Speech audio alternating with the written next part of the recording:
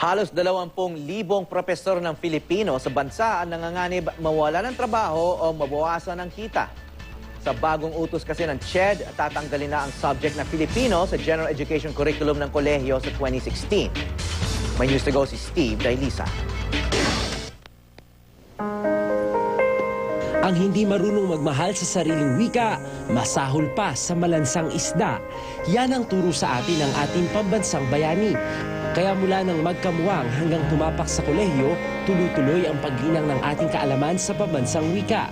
Si David San Juan, propesor ng Filipino sa kolehiyo, sa kanyang karanasan, pinag-aralan man mula elementary hanggang high school pero pagdating sa kolehiyo, hilaw pa rin ang mga estudyante pagdating sa wikang Filipino. Doon na lang sa paggamit ng mga common na salita. Ano ang tama? Pinto, pintuan, din o rin. Maaring ito ay maliliit na bagay pero doon ay makikita natin na hindi pa gaanong advanced yung skills sa Filipino ng maraming estudyante. Kaya hindi na lubos maisip kung bakit gustong tanggalin ang Filipino bilang mandatory subject sa kolehiyo.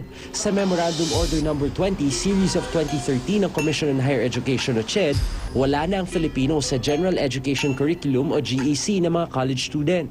Ibig sabihin, pagdating ng 2016, kung di Filipino o Education Major in Filipino ang iyong kurso, hindi mo na mapag-aaralan ng sarili mong wika. Katwiran ng CHED, sapat na raw ang pagtuturo ng Filipino subject sa grades 11 and 12 sa ilalim ng K-12 curriculum. Aral kasi at pagtataguyod kahit sa ang level kahit sa pamilya, sa basic education. Hanggat maaari pagdating mo sa college, yung mga major subjects na lang. Bagay na kinontra ng Liga ng mga Propesor maging ng National Committee on Language and Translation. Ang Filipino kasi na ibababa sa senior high ay yung academic Filipino. Ano ang nawawalang diskurso? Yung Filipino kung saan ma-appreciate ng bata yung gamit ng wikang Filipino doon sa kursong kinukuha nila. Pero ang mas malaki raw issue ay ang tila pag-itsapwera ng sarili nating pamalaan sa ating pambansang wika.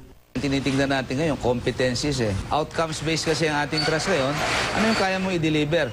Sa isang pag-aaral ng Human Capital Development ng World Bank, nakita nilang mas may alas sa trabaho pati sa kita ang isang taong biyasa sa dominant language ng bansa, sa ating kaso, Tagalog. Pinatunayan na nga ng ilang pag-aaral na may koneksyon ang paglago ng ekonomiya sa wika. Ngunit sa Pilipinas, tila mas binibigyang halaga ang wikang Ingles kaysa sa Filipino.